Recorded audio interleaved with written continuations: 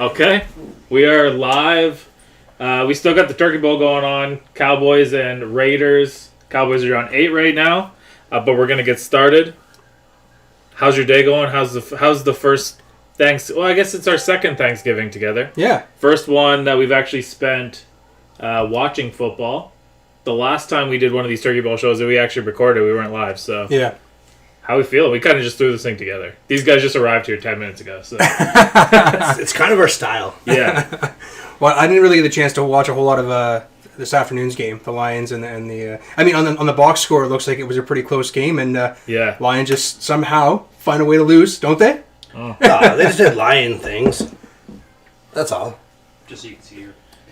Yeah, I mean, the Lions definitely found a way to lose. I don't know. I thought that they had it, and I felt pretty good about them, even to the point that I bet on them. But like everything over the last few weeks, Coolbet has just been taking our money. So well, speak for yourself. Did you adjust that bet as the game went on by chance, or did you just go into it all? No, I just threw it in. Okay. They had their little special going on with make the $10 bet, and you can make whatever. You get a free $15 bet. So that reminds me, before the next game starts, they're definitely going to be on my phone doing that. But yeah, I mean, while we get started here, we're definitely going to talk about the Lions game.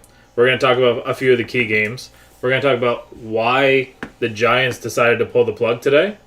And did the Nagy win keep his job intact?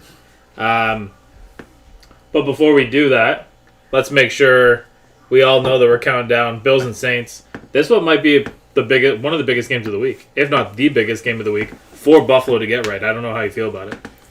Yeah, I mean, it's definitely a big game, but I really don't know, like, offensively, what is the Saints going to put out there? No Mark Ingram, no Alvin Kamara, right? It's going to be pretty sloppy. No Jameis Winston, no... I mean, you're running the field with Trevor Siemian, and who's the tight end there? Taysom Hill, and that's it? Yeah. Hey, didn't he just get paid, though? Yeah. Well, yeah, but it depends on what position. Oh. Yeah. He got paid as long as he plays quarterback. If he doesn't, then he's just, whatever. Do you think Cordell Stewart's just somewhere like, what the fuck? Well, he couldn't catch. That was the only problem with him, right? I think Cordell Stewart was probably trying out for the Steelers last week to see if he was going to play quarterback. Like, that guy played every position as well, and he's not getting the love that Taysom Hill's getting financially. No. And, like, the only reason that I can sit back here and think that the Saints are paying him the way they are is because somebody put, like, he takes away 3 positions that you don't have to field at every roster, right? You have 2 more positions on the field, or 2 more players on the field anyway. And is that worth paying him that $10 or $13 million a year, whatever it ends up being kind of thing? So, I mean, the Saints are in cap hell. Maybe they really do need the help that bad, but I still just think it's a crazy decision to pay him that much. Yeah, I mean, paying him that kind of money, I guess it's upwards to $90 million, right? I don't even know it's that big. Was that yeah, it's upwards. I knew the 40 was like guaranteed. I haven't seen what he has to do yet, though. I know it's win a Super Bowl. Like I don't know where the bonuses come in. Like obviously, he has to 30 of that is the Super Bowl alone. Like they're not going to pay your third string tight end and your backup H-back $40 million. Yeah. So like the money has to be when he has to play quarterback. So which also leads me to believe they have no faith in Jameis. Well, I mean, what has he done to prove that he deserves the faith? Well, he done everything he did in Tampa, so. And what did they do? Tampa, they ran him out of town. So, yeah, I mean, I don't know. Who knows what the Saints have in mind for Taysom Hill? It seems like he has something over Sean Payton, and this might be just a blackmail situation because this isn't his first big contract. This is his second one. And it doesn't seem to make a lot of sense to me. But maybe we'll dig into that one a little bit later. The Lions go down the field. They scored very quickly against the Bears. And then the Bears kind of clawed their way back into this thing. And, at the end, Jared Goff got them down the field. Hawkinson in the end zone. And then enters Sandman. It's over for the Lions at that point. Yeah. You can't play with a lead. What's crazy is that Dan Campbell's talking about blowing out kneecaps and stuff to start the season, and it's his defense. Yeah. His defense can't do it, right? They're the reason why they lost that game. They just nickel and dime the whole way up the field, right? Dink and dunk or dink and dime or whatever you want to call it. So, giving up plays like that, it was like the one. There was a really big play, I think, at the very end there for like a 15-yard play to Mooney or something like that when it was like second and long. It's like, what are you doing? And then it's back-to-back timeouts. Like I messaged you, I'm like, this is the way the Lions find the way to lose, right? Back-to-back timeouts. You go from 3rd and 8 to now making it 3rd and 4, and it's a quick pass completion to get the first down and field goal range. They also were 3rd and 32 twice in the same game. Oh my God! I don't know if you're aware of this. Like, this isn't me trying to be a really I'm smarter than a football guy. You don't design plays for that. No. It's not like, I got this one in the bag. I've been waiting this play for this exact situation. There was one time back, I was going to talk Titans ball, when Chris Johnson was playing against the Texans, and there was 2 times that it was like 3rd and 28 and 3rd and 25 that it draws, and he got touchdowns on both of them. Oh, a very unique type of player to get that kind of play, right? Yeah. That wasn't designed for 25. It wasn't designed for 25 yards. Yeah. That was just him being the fastest guy on the planet at the time. That's right. Yeah. And I mean, that guy, he had a couple good years, and I mean, one of them was pretty notable. We were actually at that Turkey Bowl game in Detroit. Well, that was the last time they were winless to enter a Turkey Bowl was that game. Yeah. And, you know, I think that the halftime show this year was a little bit better. Yeah. It was Jesse McCartney when we were there. Today it was Big Sean. I had Kid Rock when I went down. I'm surprised you remember that, Shane. You know what? I've heard this story enough that I can reiterate it again and again. But I watched the entire, well, not the entire game, but I would say from 3 minutes into the first quarter on by myself in Titans gear surrounded by Lions fans because you guys all snuck to the 50-yard line. Hey. I was in the end zone at least. It's where all the touchdowns got scored. I actually went down. It was Texans and Lions. That was on the game where Matt Schwab days? Yeah, it's where they almost fumbled, but they didn't, and it cost them the game. I don't know if you guys remember this. It was one of the craziest things. I don't remember it offhand. I was also pretty having fun, we'll say. Yeah, we went down. It was one of the craziest games I've ever seen. And I also found out what a teaser was that day. Because we teased the Lions to get the spread, and then we pushed it to the next game. Oh, I just assumed you were talking about one of your after events. No. Detroit calls a teaser. No, that only happens in Windsor. Only in Motown. Hey, it's right there. The border's right there. Yeah, I don't know, man. That Lions team, it's easy to blame the players. At this point, Dan Campbell took the play calling, realized he sucked at it, gave it back to Anthony Lynn. That seems like they just seem like they're in disarray. I can't imagine any scenario where I'm the owner and I'm happy that that's happening. Mm-hmm. And would you consider letting Dan Campbell go after 1 year? 100%. I'm going to say, I saw something today in a highlight, and it really irked me because Vrabel does it every time, and I've seen Tomlin do it every time too. It doesn't matter if the injury is a twisted ankle and the player's on the ground, or it's a blown knee and he's on the ground. The coach goes out to talk to him to make sure everything's okay. Yep. I didn't see Dan Campbell go to his players at all today. Not one time. He sat in the sidelines. Let the medical personnel go out there. You don't have to be in there and help it hands-on, but to be there for the player. Dan talked about making this team culture about, the team. It's not about an individual. Well, your coach isn't going out there when you're injured and putting your friggin', health on the line there for him. I don't know about making a team culture. So I would... Our coach would have went out there. Our coach is still coming through for us. He came through with... Wildcat gear. Helmets. Our old helmets when we were, he got one for you, he's got one for Rick. He's watching right now. So... we definitely got to shout him out for that. But, yeah, I mean, you are recently out of coaching. I mean, you see all the mistakes this guy's making. Like, how does this guy have a job next year? Well, what bothers me is he still does and I don't. Let's just start with that. Yeah, well, I feel I'm a better play caller than he was, and I'm not... The Lions are looking. Good. Yeah, The Lions are looking, so... I might have to make some calls. Do you think they're on LinkedIn? They could be. They're that desperate. You haven't updated yours in a couple of years, though, so you might want to look into that. All right, when we're done setting, I'm going to update my LinkedIn just for the Lions. A previous job we used to work together, it still shows Chad as the manager of that store. So. It's only been a year, so. It's been a year and a bit. Yeah, But yeah, no, what he's doing is just wrong on every level. The culture is garbage there. You're trying to build it, I think obviously losing Swift really hurt them today. Yeah. Jared Goff isn't the answer. We already know that. That might be his only hall pass. Mm-hmm. He didn't get any talent on this team when he picked it up. They don't have a receiver. You don't have Josh Reynolds. Yeah, Josh Reynolds is your best receiver right now. The rookie St. Brown, he's the other option. And your offense runs through Swift. He's out now. Jared Goff's not the answer. There's trouble on every level of that defense. He adopted a really bad football team. That might be a saving grace. And he has kept them competitive. they've blown every chance they could to like.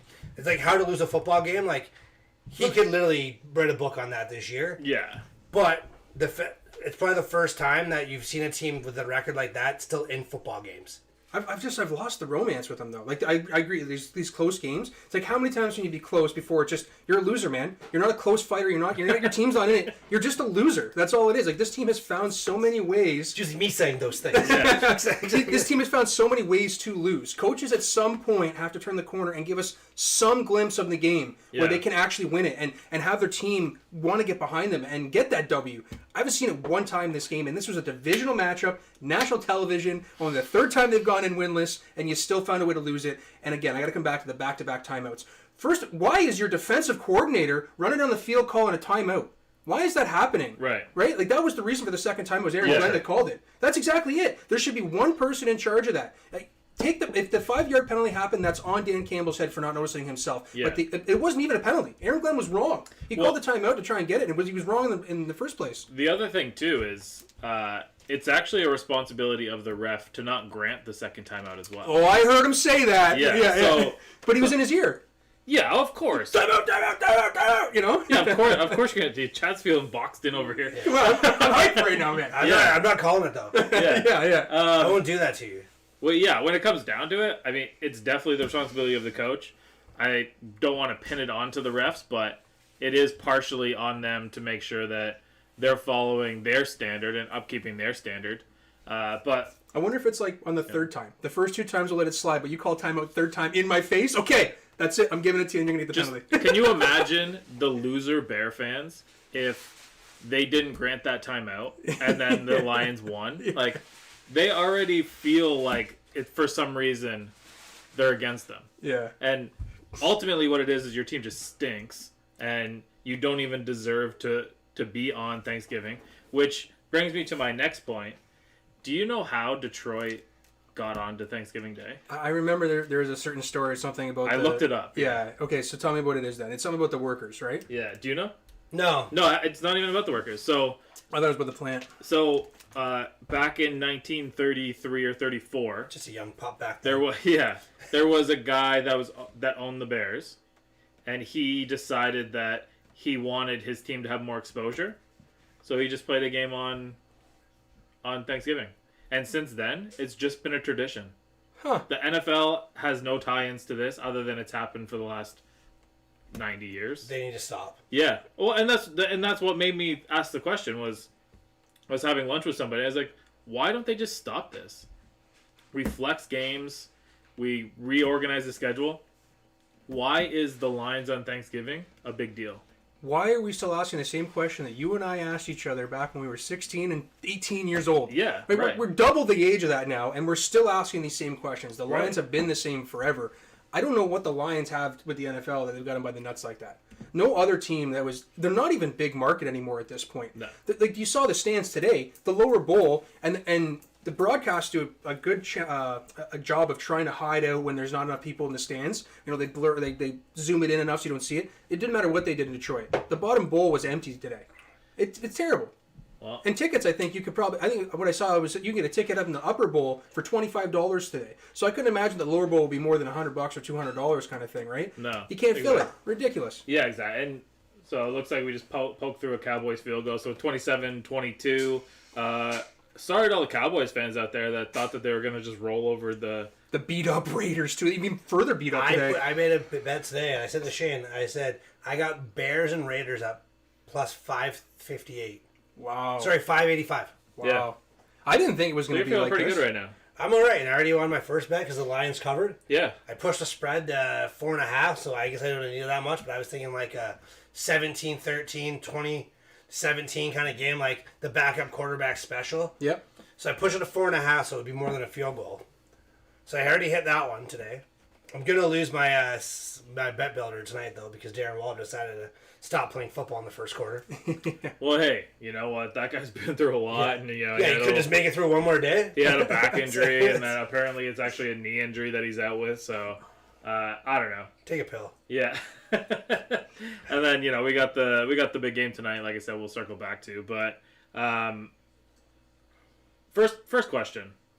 Why the fuck did the Titans cut AP? I don't understand.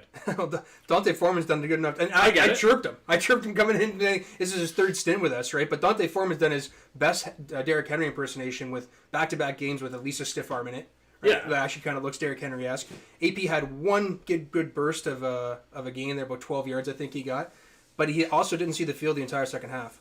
Right? Dontrell Hilliard. Is he slow? No. I just think it's over, man. Really, I was excited. Did he have to get cut, or was this... No, he got cut. It was a straight-up wave, yeah. It wasn't like the Josh Reynolds thing where he asked to get out of there or anything. And I really don't know at this point. It's not like AP when he was in New Orleans that he has the clout to even really kind of ask for that cut.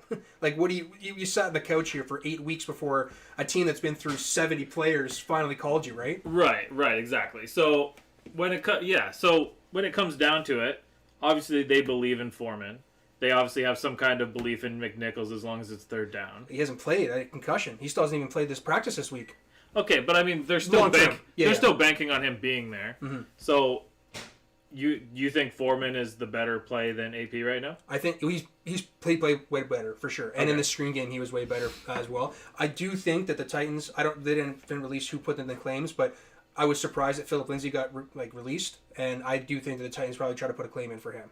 Yeah, that would have been a smart pickup with their gameplay the way it is right now. Has he ended up somewhere then? Was it Miami? I think Miami. I saw the one that took him. Yeah. So he landed somewhere. What are you guys even on waivers for? Yeah. Fuck Miami. That team has been finished. Mm-hmm. They're one of the only AFC teams that's actually eliminated right now. Yeah, I'm like, what are you going to get out of Philip Lindsay with your offense? It's not going to do anything that's going to help you. You're just hurting the player. Let him see if he can catch on somewhere else. Yeah, so I don't know what Philip Lindsay ever did to Brian Flores, but whatever it is, he got his revenge. Good for him. Revenge game. Mike Vrabel, Belichick. Mm-hmm. The last game of note that I can remember is the playoff game. It was. The see you later Tom Brady playoff game. Yeah. When he said he was a lion and we were a bunch of coyote or a bunch of jackals. I don't know, it worked out pretty well for me. So yeah. I'm kind of happy you guys won that one. Yeah, I bet. Yeah. So what are we thinking? I saw this and my initial thought was to lean towards the Patriots. That's not a disrespect to the Titans. I just feel like the way that the Patriots are playing is better than what is in recent memory of the play of the Titans. Mm-hmm. And unless you can convince me different, or Chad can convince me different, my money's probably rolling with the Patriots. Well, I guess for 5 weeks, everybody's money was rolling against the Titans, right? And we won those games. So every time we play a tough team, we come out on top. Vrabel knows how to coach that way. That's the only reason I'm going to this optimistic. And Vrabel has been successful against Belichick in scheming against him, right? So I'm hoping that can help us as well. We are going to break the record this weekend, I think, for players dressed officially. So that's going to be pretty fun too. One way or another, we got fun news coming out of this. Well, there we go. Chad, where are you feeling on this? Honestly, as much as I've made fun of Mac Jones the last 2 years of this, since the day we started, I think I've been making fun of him. Mm-hmm. I think I finally have to eat my words. And it's not because he's a bad quarterback. It's just more of the fact he just looks like a bag of milk.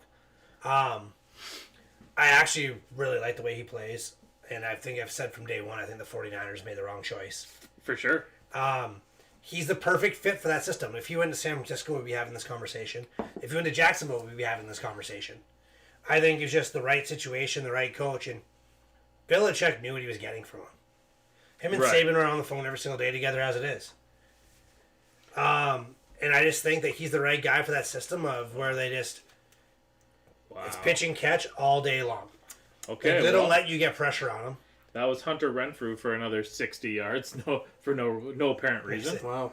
So I do think the Titans can, like you said, they play when they need to play. It seems like lately, this has to be that game. To be taken seriously, I think they have to come out and put on a big, serious game. Yeah. Now, Mac Jones, SEC, right? Yeah. How many games in the SEC are played in cold weather? 0. He's a Florida native. Did you see him bundled up yesterday at practice? Yeah. The guy had 3 toques on underneath his helmet. I don't know if you're aware of this. I was born and raised in London, Ontario, Canada. Yeah. And I hate the cold more than anybody. So I don't know if you hate it more than Mac Jones. Yeah. That picture yesterday was telling. He looked like that Chris Farley skit when he's got the small jacket on. Fat guy in a little coat. Yeah, fat guy. Yeah, for sure. put in a lot of padding, man. So I don't know how he's a going bag to of milk, and you took it to Chris Farley. Wow. That might be ice tomorrow, man. He might never come on our show, no matter how big we get. Yeah. This poor guy. Yeah, that's official. He's decided he's not coming on. He went from a bag of milk to fucking Chris Farley. All right, so I mean, that's a pretty big one.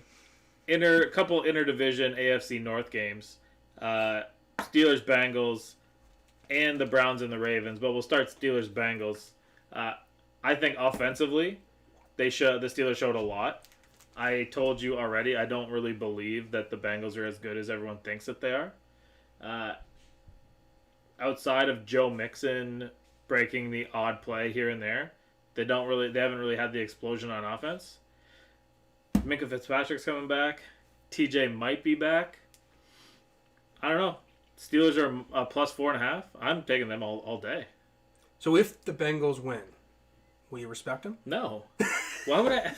Absolutely not. You already knew that. Yeah. That's like But like that's the thing. It's so weird, is because if I had asked this question to you 15 years ago, I think that the way you treat the Bengals now is the way that you treated the Browns when we were in high school, or even the Ravens. But like it seems like that whole division used to stink when we were in high school. Yeah, but like now it's like doesn't matter what the Bengals do. Whereas even like now you at least sometimes seem to respect something that the Browns do. I can't get any type of like. Yeah, I mean last year a little bit. You respect the run game. That's about it. I haven't heard one good thing about you from the Bengals. They got a great quarterback. At least give me that. He's a great young. They QB. drafted somebody pretty high, and come on. It's because their team sucks. They got the first overall pick. But yeah, do I think Joe Burrow is good? Yeah, he's better than Baker Mayfield, if that's the question. Okay, it's on the record. We heard it. He's the second best quarterback in the division. I think I said that from the start. Okay. I mean, Roethlisberger, and then Joe Burrow, and then whoever the backup is in Baltimore, and then Baker Mayfield, and then no, it's Case Keenum. It's that Hundley guy that. Oh yeah, right. Yeah, Hundley, Brent Hundley. Tyler Hundley. It was actually a guy from Utah, but yeah, I mean, Lamar Jackson's the fifth best quarterback in that division. He might even be behind Mason Rudolph. I don't know, but I believe fully in the Steelers this weekend. I don't have any reservations for picking them. Normally, I wouldn't bet with my heart. This time, I'm betting with my heart and my mind. Well, Minkah being back's pretty big. Yeah, of course. That's a big problem solver for you. I'm always nervous when, like, if the best safety on my team was going to be missing for a game against a division opponent who's got speed over the top. I don't know, Minkah doesn't cover a lot of the deep balls, but he certainly does get his opportunities to play in there. So not having him would be a pretty big loss for you this game. Having him back is pretty solid. There's another Raiders field goal. Oh, and there's a flag on the play. All right. Let's... I put this in order. Let's go to the Colts and the Bucs. Obviously, I had to include all three of our teams. With the Colts coming in, or you guys are going up to Indy, sorry. Playing the Colts, are you concerned about the run game? Are you concerned about the Carson Wentz guy that seems to be playing a lot better? Thank you, Jonathan Taylor. Yeah.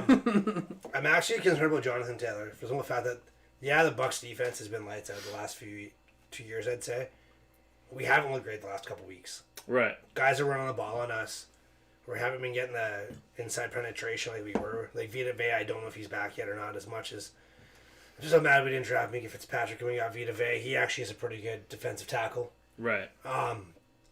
Him being there does change the outlook of the game. It makes Sue can move around a bit more, and Sue doesn't have the same step as he used to have. Right. So having a guy like Vita Vea get inside pressure with Sue makes a huge difference. And then obviously with the guys on the outside, that helps. And then we have probably the two fastest linebackers in football. Right. And we just let them run free. But yeah, no, we haven't been stopping the run like we have been the last year. So I am worried about Jonathan Taylor. I'm just hoping he can't do that 2 games in a row. That was going to be a long fucking day. Yeah. The easy way to beat Tom Brady is keep him off the field. That's the New York Giants. That's how you beat him. Is AD back this week? I haven't heard yet. I think that is the X factor in this game, because I think that Indy defense is talking about playing the fastest linebackers, the best linebacker in the NFL, arguably, is on Indy, and he's still playing as aggressive as. Yeah. Come on. Don't tell me that he's better than White. Who? Darius Leonard? No, not a chance. What? The Maniac isn't better than Devin White? You're probably gonna tell me that fucking Derrick Henry's better than Leonard Fournette What? next He year, was, right? he was up for like Defensive Player of the Year last year. Yeah, so was Devin White as a rookie. Yeah, and what was Darius Leonard on his rookie year? Was he not up for Defensive Player of the Year too? No. Didn't he have like 7 interceptions and 5 sacks and like over 100 tackles? He I don't like had when a you root really for good the Colts. It really pisses me off. What's that? I don't like when you root for the Colts. I don't know. It's just, hey, respect is due, I guess. Y'all remember that when you guys play them next week, later this year. Well, I'd only be in the playoffs though.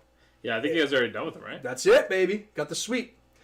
But yeah, I think that defense is just, that's very strong right now. Carson hasn't had to do anything. Hey, here, JT, go run the ball. Here, JT, go swing with the ball, and the defense is just... That's my football career right there. Oh, I mean, he had Daryl, so... Yeah, that was literally my football career right there. Yeah. Hey, So, Chad, we're going to throw like 4 times today just to try to keep them honest. They're not going to be honest. I'm going to tell you that right now. 100%. So, Colts keep rolling, or Bucs stop that train? I don't want to say it, man, but I think that they're going to keep rolling. They're just hitting their stride at this point. I am so scared of that Indianapolis team. I've been on them for the last couple weeks. They're so hot right now. And just like Tom has made just those weird mistakes recently where you're like, fuck, the hell was that? It's because I fucked it up and bet him to win the MVP. I was waiting for that. Oh, there's not 5 downs? I thought there was 5. Also, yeah, I mean, it means a lot more to the Colts.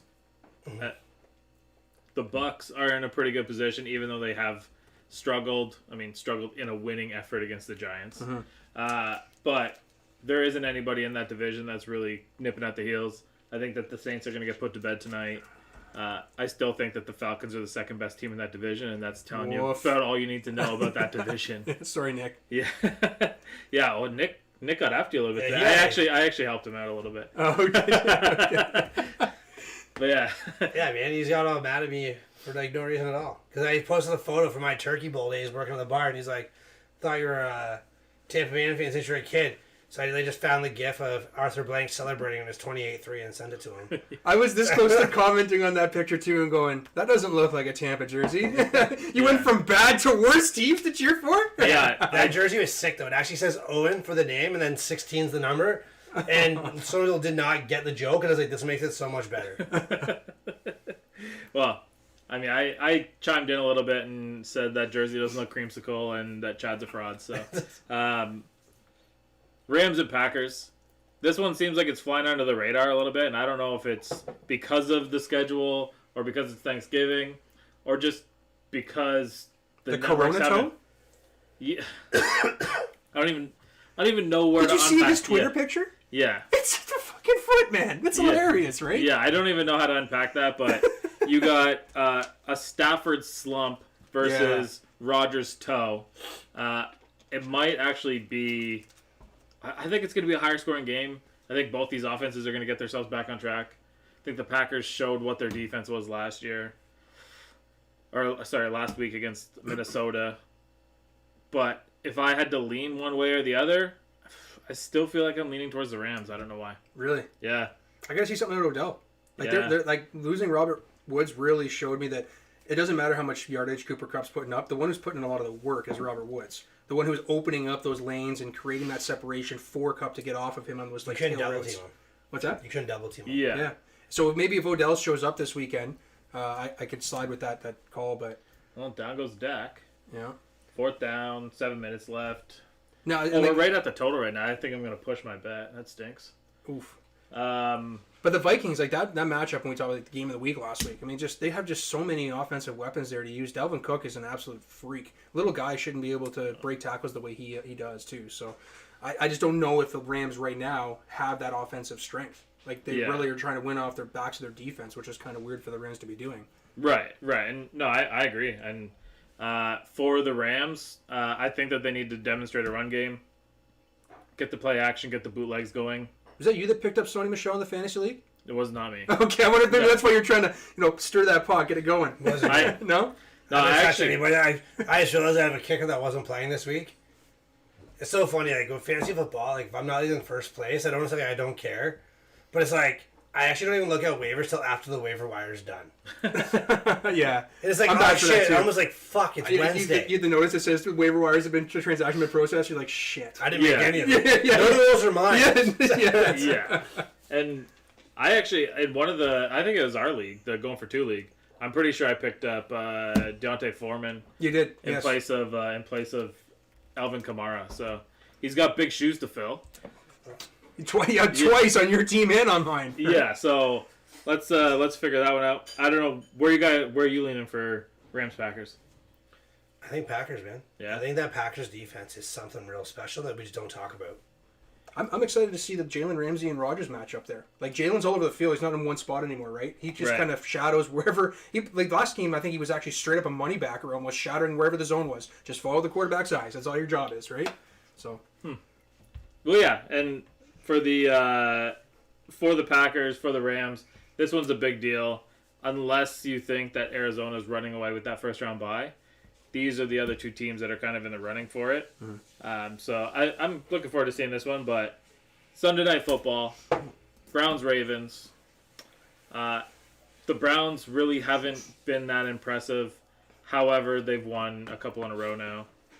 Or I guess 2 of 3 because they got stomped by the Patriots in the middle there. Yeah. The Ravens, they seem like they've only done enough the last couple weeks to get the win. So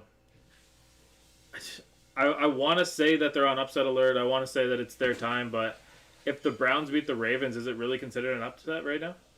No, they're pretty even, I think, right now. Yeah, like that division, it's such an ugly division. Even with Lamar in. Like, last week they didn't have Lamar, right? So, that's where you can say, like, maybe the team was off. But even Lamar comes in and faces the Browns, I still feel they're a pretty even team. I can honestly say, I think by Sunday night, I'll be football out for the week. Really? It happened to me last year on Thanksgiving, too. Yeah. Watching 3 games on Thursday night. Watching college Saturday, watching football all day Sunday. By Sunday night, I was like, I just don't care. Not me. Yeah. I think it's like the only week of the but year you I watch can. college, too. By Saturday, you're going to have I watch film all week long, too. Yeah? Like, even though I'm not coaching, I still watch film all week long. Yeah. So, by like, Saturday, night, you're going to know your path for Notre Dame to get in as well. Yeah. Which I actually saw some percentages that came up, and we'll address those a little bit later on. But if you had to place your wager, place your bet, place your money, Browns or Ravens? I go with the Browns, man. They're getting some running backs back. And that defense is good enough to stop Lamar. And Kareem Hunt is back, yeah. So it's just, I think that's going to be the difference. They are successful when they have Bartender? 2 running backs, right? I'll take one, too. Yeah. Well, as Kalen fills up our beers, now's a good time to talk about how Joe Cool, not those ones, how Joe Cools is running their turkey bowl right now. I actually saw a little video earlier of somebody bowling right in the middle of the house. They got a turkey? Yeah, they got a strike too. You didn't know that? No, I did, but I didn't know that the girl was going to get a full strike. Wow. It's like glorified bumper bowling, though. Well, hey, I'm okay with it. I'll allow it. Don't belittle it. Yeah. Hey, you ever see me bowl? If I need the bumpers. I'm not belittling it. if it I'm wasn't bowling 132 with bumpers. If it wasn't for their party in the penthouse, then we probably would have considered doing a quick show there. But you know what? Those guys are having a good time. I'm glad. It's nice to see that place full again. It's nice to have people be there, and whatever protocols they need to follow is what it is. Now, this next thing, and this one's going to be something that I know Chad's going to get heated on. So let's just I don't do that. Let's let him absorb what's happening. Why are the 49ers treating Jimmy G like a bitch? Did you see what Kyle Shanahan said? Why I is did not see this. Why is he even to say something like that? It's the most political fucking statement to ever say.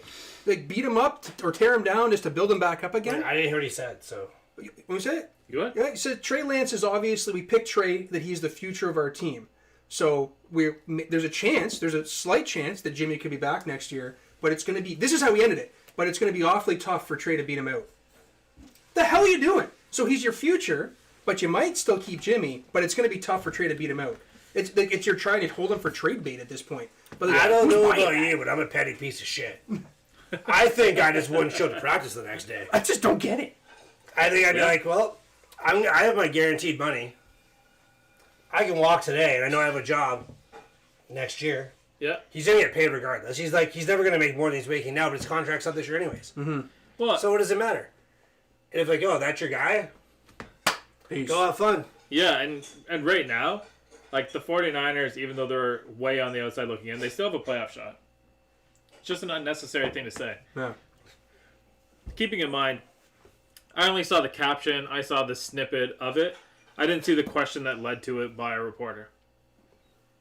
maybe there's more context to this that we don't know. As far as I know, it was just asked, like, is Jimmy going to be back next year? Yeah, Will he be your quarterback of next year? And he said, well, there's always a chance, but Trey was brought in to be the future, and he's going to have a hard time beating out Jimmy if we bring him back. Fuck? Is there a chance that that's Kyle Shanahan being sarcastic and being a bitch to John Lynch? Because there is a rumor that it was Lynch's pick, right? Yeah. And that wasn't Shanahan's pick. Shanahan's pick was Mac Jones. That rumor is obviously what we read, what we hear. I personally don't know Kyle Shanahan. I also personally don't know John Lynch. But those are the things that we hear. But if I know that if Chad was in the situation, or I was in the situation, and we got stuck with somebody that we didn't want, that would be the way that we would handle it. Throw him under the bus, though. Throw him under the bus, right? Yeah. I mean, you're right. You're very well. We don't normally see Kyle Shanahan make comments like something like this. Like, This is a very political off-speak. You build him up, tear him down again kind of stuff. So, yeah, that would be the only logical thing that I could think of. Absolutely. Right. And, yeah, I knew that Chad was going to have a little bit of say because he's always had that soft spot for 49ers. What a dot. And since the 49ers always had orange jerseys on, that's why Chad's always been a big 49ers guy. Colorblind. That's right. No, just blind. Yeah. No, I mean, I don't lie about it. My dad was a diehard 49ers fan, so I was like, I watched them all the time. They were on TV when we were in the early 90s. They were good. That was a sick catch. Yeah. So, yeah, I have a little soft spot for the 49ers. Like, Dion was there. He was my favorite player growing up, so. Yeah. But yeah, no, I just think if I'm Jimmy G, I'd be laughing, and I don't think I'd resign regardless. If that's how it's going to be, like, I might go ball out, sure, why not, for my pride, but I said I'm also petty. And I might just not show to practice. Well, and if this is your dude, hey, let's go watch him fucking sink. I'll show up with a hoodie on game day. I'll put my little earpiece in, to sit me and pay my money, okay. right, and stay healthy. So, another strange coaching decision, and I wonder why, and I feel like there's got to be more to this.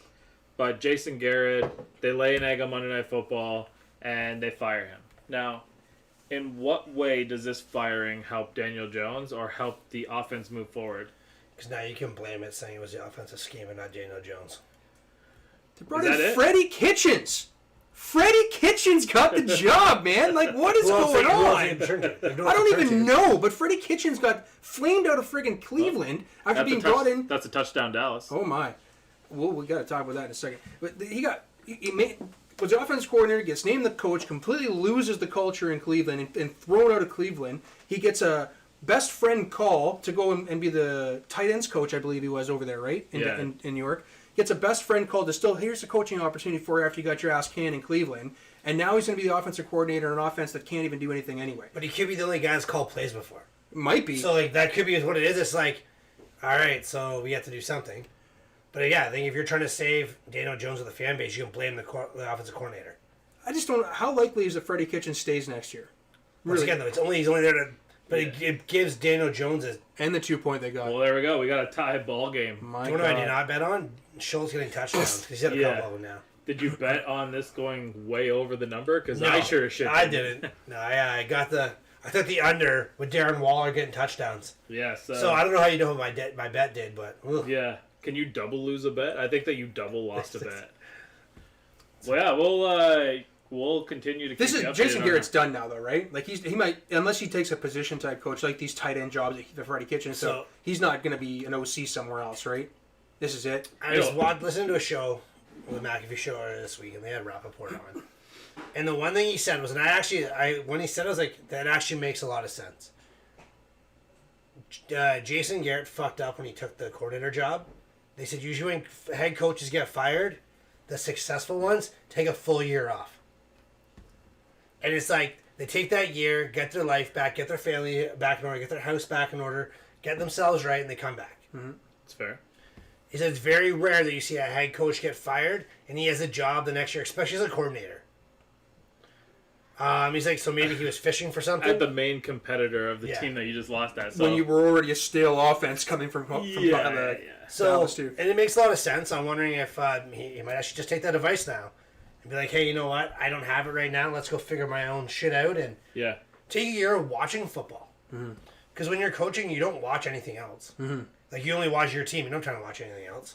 I think that helped Bruce Arians. I mean, where he's at from where he was to now, like being in the booth for that year, and I mean, he wasn't officially away from football, but he got to step away from coaching and see where the mistakes were. I think that helped him. I mean, it didn't necessarily help the old coach from the Raiders, but yeah, maybe he took too much time off. Don't step away for a whole decade, but that's specifically on football play calling, not on any other kind of shit that he got himself into.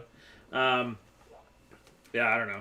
If I was Jason Garrett, I would be floating around and trying to look at the college game because Alabama loves former NFL head coaches. That's right. And holy shit. Unless Bobby leaves. I think I got a flag there. Here, there's a TV behind me to sit my head on. Okay.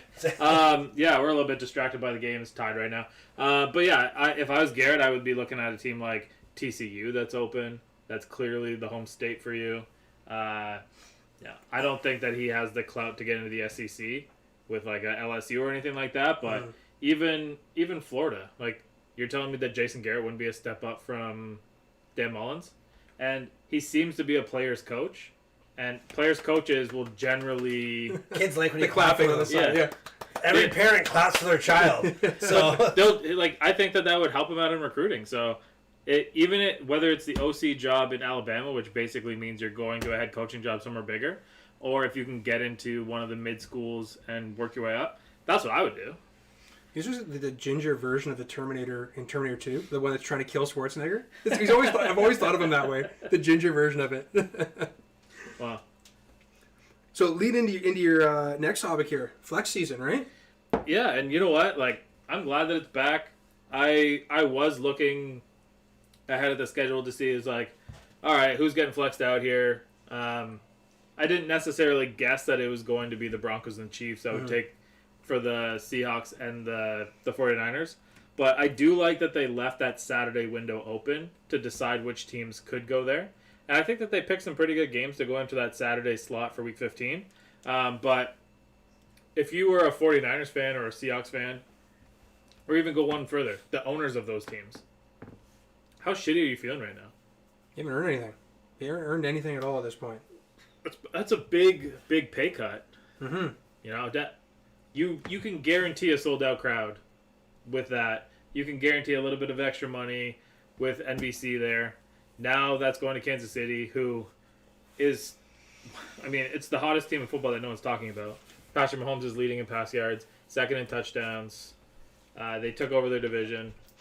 It doesn't make sense that they flew under the radar and have won 4 straight, but they have. So they're getting that spot against the Broncos, which essentially you could make the argument that the 49ers are fighting for a playoff spot, so they have something to play for against the Seahawks, whereas the Chiefs are fighting for a division, and the Broncos, as much as they're in this thing, they're not in this thing. Mm-hmm.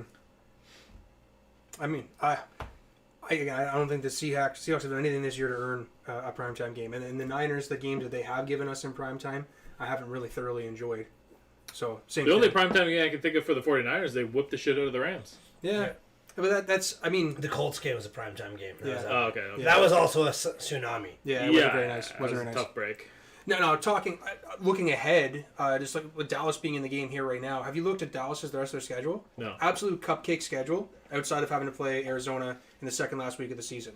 Okay. Now the team that we mentioned, the dark horse team that I talked about, I think you are on that boat too, was the Eagles.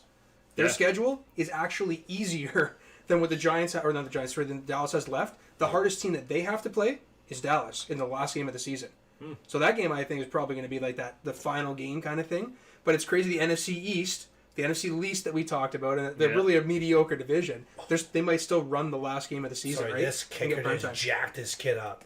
This kicker might weigh $135. Well, we also have the college game on for anybody that's wondering. We got 2 TVs in front of us here.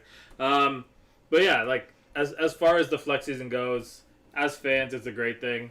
But how do you feel about this? If you're a player or if you're an owner, like, what do you actually think of the flex season? And if we're gonna have it, shouldn't it just be from week 1 on? Mm-hmm. Well, I mean, I think you really have to at least week 5 or week 7 on. At least at that point, you know who the players are. You're not getting oh, we had a fantastic week 1 showing from somebody. Like, for example, the Titans getting blown up by Arizona would never have any type of steam after that, right? Right.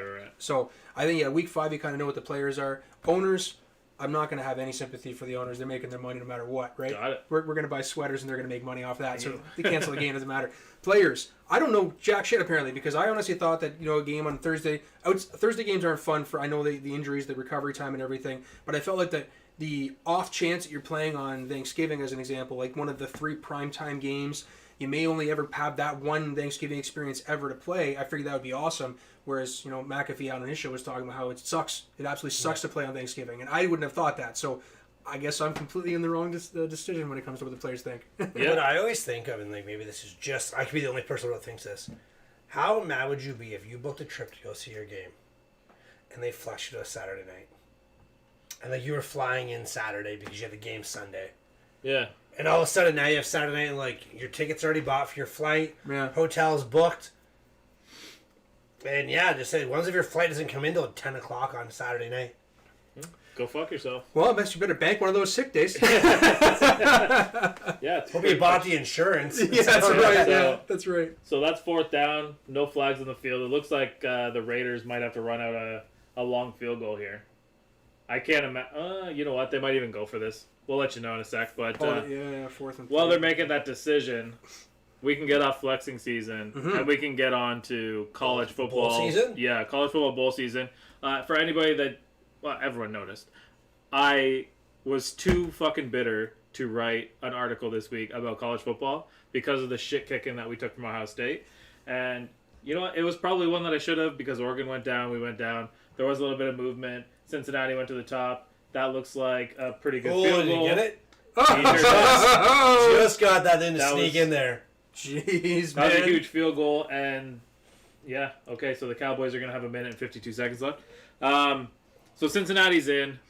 For how long, who knows? They are going to have to play in a championship game. I have a bad feeling about them against Eastern Carolina this week, for whatever reason. But just before we came on, I was looking at the path for Notre Dame because no one honestly thinks that Michigan's beating Ohio State, right? No, I don't. We're going to talk about it, but no one thinks that. But if Alabama and Cincinnati both win, Cincinnati's chances or Notre Dame's chances go to 54%. If Alabama wins and Cincinnati loses, their chances go up to 65%. If they both get a loss, their chances go up to 81%. So when you really look at it, is Cincinnati a lock to win their conference game, their conference championship? I don't think anybody is. Yeah, and I mean it's probably going to be against Houston, who's been a good team, and you also have Alabama that's going to play Georgia in Atlanta at the Mercedes-Benz Superdome. I kind of said it a few weeks ago, and I'm going to sneak it back in here. Notre Dame is probably going to be a playoff team. They're going to get shit kicked as bad as Cincinnati would. Yes. No, I agree. I do agree. You're not wrong. It sucks because I said I think the beginning of the season, I've said I didn't think Notre Dame was a playoff team. Yep. I'm a realist. We went 11-1. I actually going into the season, I was like, shit, we might only win 9 games this year. Looking at our schedule before the season started. Did you and Shane just have heavy drinks before the season started, looking at your schedules? Because you were basically completely down in your team too. So we had come off of a 2-win season, coming off of a 6-win season. There was no reason for us to win double-digit games, and it actually, if they beat Penn State this week, we're going to win double-digit games. I had no aspirations for that. I thought that if we would have beat Michigan. And I think I said this, if we went 1-11 and beat Michigan, that'd be cool. Those were my expectations for the season heading in. I knew Cincinnati. We're supposed to be playing a much better North Carolina team. And the team that always worries me, Stanford. Yep. Navy, because they play that fucking triple option. And they always play us tough. Mm-hmm. And then Pittsburgh, that was it. Yeah. And I was worried of those games. And I was like, shit, we might lose 3. And it's hard, Brian Kelly said it best. He's like, it's funny you win 10 games and you start getting booed. Yeah. Welcome to the SEC. Yeah, that's what it's like down there. Like, yeah, Georgia and Bama don't win 10 games. It's like a lost year, right? Yeah. And that's kind of where Notre Dame is. But I saw something right today, and it's actually not the worst thing I've ever seen. Like, we're going to stay independent. We know that. Why don't they put the two best independent teams actually against each other for, like, the independent bowl? That way we would probably get another top 25 team. Who would that independent team be? BYU. Yeah. Well, and BYU is actually going to the Big 12, so it would probably be Liberty at this point. Yeah, so like I guess that doesn't really help us out now. Yeah, they got to like we need to join the ACC is what we need. Oh my God, they're gonna get it too. For fuck's sakes. Yeah, they got 2 timeouts. This is your time to call one. Yeah, there you go. Let's go down there. Gosh. You know what? I think that they want to score a touchdown here. Naturally. Yeah, I don't think they're playing for a field goal. Yeah, naturally you want to score a touchdown here. Did you see the clip, by the way, in the Titans-Texans game when Luan went up to Vrabel? You say, like, what's the thought process here? It was like the final drive where they're going to get the ball back to him. What's the thought process? Vrabel, like, go score. He's like, yeah, go score. Instead of being like, we're not playing for a field goal or playing, like, we're not going to pass or run. Just go score. I love the answer he gave. I mean, that makes sense. Yeah. Same thing Drew Bledsoe told Tom Brady, then Drew Bledsoe never really played football again. So Yeah. He told Tom Brady, go fucking sling it on that drive against the Rams. What do I do That here? backfired. That backfired. Yeah. I think you should play conservative. It might be better for you. Yeah, hand it off. Check out. Play for OT. Ohio State, Michigan. We were actually wrong about the spread. We thought it was 19. It was actually 8.5. Okay, so I was going to say, the 20 points is crazy with what the rankings are. Yeah, well, I mean, 20 points. Michigan State was ranked as high as Michigan was when it all went down. But look, here's the thing. Michigan and Michigan... You got to get up, man. Get up. Oh, you just stopped the clock, you fucking loser. Well, and that's Denzel Perriman that Chad's very upset with. Michigan wasn't man enough to go toe-to-toe with Michigan State. Now, Michigan State clearly was undermanned against Ohio State. That's pretty nice. Now, as we continue to put those two things together, like what could Michigan possibly do to beat this Ohio State team? Their best feature is the run game. Mm-hmm. Do you know who else's best feature was the run game? Michigan State. You know what happens when you get down 28-0 in the first quarter? You can't run the ball anymore. That's a thing. The only stat that I looked at, like again, when I talked about how their numbers line up pretty well against each other, total yardage and points per game and the turnover differential, they're right in line with what Ohio State's doing. Where they lose to Ohio State is like where the yardage come from, like the passing yards coming from Ohio State. Yeah, right in their total yardage kind of thing. So I just and it's a conference game. They're in Michigan, like I said. It's a really tough thing for me to say that Michigan can walk away. When I heard 19, I was like, that's fucked up. That's really, really weird. Yeah. In Michigan, you're down 20 points and you're like a 6th ranked team. I went to actually go make the bet because I was like, that's a lot of points for the road. But, yeah. And that's when I realized, I was like, oh shit, unless we move the line 10 points, yeah. Yeah, unless we move the line 10 points. Because they give you 3 for being the home team. So they would have been like sitting at 22 points or something like that. Well, I don't think that Michigan gets any kind of credit. But this one's, even if it feels like it's not 28-0 in the first quarter, it's not going to be a close game. Okay. It's over. And there is a bigger game, the one that I'm actually looking more forward to when it comes down to the college schedule, and that's the Oklahoma State game. We were excited about that 6 weeks ago. Yeah. And then things happened. And they flexed this thing into evening, so this thing's kicking off at 7:30 Saturday night.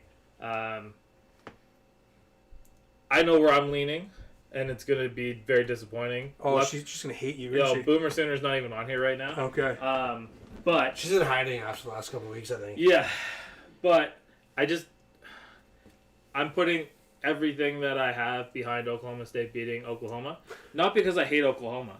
I just think that they're going to be the more competitive New Year's Six team. And it's kind of nice to give another team like a shot, you know? Sure. Why not? Yeah. Why not Oklahoma State? Why not? Yeah. When was the last time they were really good? Was it when Dez was there? Was that the time they were Brandon Whedon. I was going to say Mason. Was Mason there? Yeah. Who was the wide receiver there that year? James Washington. That's what it was, yeah. But that was both those guys are on Steelers. Both backups. But did Dez play with Brandon Whedon? They're old enough. No, it was Blackman. Justin Blackman, yes. That guy didn't pan out. No, yeah, wow. He kept trying to smoke the field. Mm-hmm. Yeah, he was in tough shape. I'm going Oklahoma State. Where are you headed? Yeah, I'll go Oklahoma State. I'm never going to cheer for the Sooners, so. You know what? I'll go Sooners, just so we keep some fans left on this show. Yeah. Well, I wonder why she likes you. Yeah. You always pander. All right, well, I'm for the people, all right, Shane? No, you're not.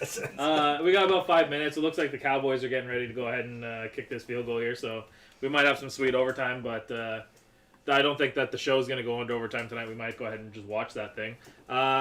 Quick notes on Bills and Saints. Like, what are you looking for tonight? I mean, what do the Bills need to do to get their shit together? Josh Allen needs to just take some souls. He needs to redeem himself. It's that simple. Him and Stephon Diggs need to figure out what's going on. And they need to get the same page, and they need to win. And they need to win big. So I think that they haven't done it all year. Field goal's good. All year, but... I was hoping it was going to go. Yeah. They haven't done it all year, but I think they really need to get back to the run game. They run it like 10 times a game. That's the only time that you're going to actually have success against the Saints is running it. Their pass defense is very, very good. So today, Mariucci said that he's predicting over 450 or 490 yards from Josh Allen, which I think the most passing yards was Kurt Warner, 484 with a loss to the Niners when he was with the Cards. So he brought up to make fun of him anyway. But if Josh Allen throws for 500 yards, that's bad for the Bills. I think that's not good news. No, I agree. Yeah. And look, I think that we're all kind of leaning towards the Bills here. Yeah. I don't think that anybody's giving the Saints a chance in this game. Which, based on this season, if you're a betting person, go bet on the Saints because it means they're probably going to win. Yeah. I talk shit about Josh Allen. Yeah. He's going to drop 600 tonight. It's over half a mile. So before we sign off, we should send a big cheers out to our friends in the U.S. Yeah, happy enjoying Thanksgiving. their Thanksgiving. Yeah. Unfortunately for the people in Oklahoma, only half of them are going to be happy. And before we go, make sure you're subscribing to the YouTube, Facebook, Twitch channel. Kalen's got his stuff all fired up. He's got a whole bunch of equipment that he's going to be getting ready to go. He's got some challengers for the Twitch page. If you have a challenge for Kalen, play him. He plays anything. Essentially. Even if we play Call of Duty. Yeah, even if you want to play Call of Duty against him. Maybe I'll get my 14-year-old son to work him in Call of Duty. And check out the Instagram and,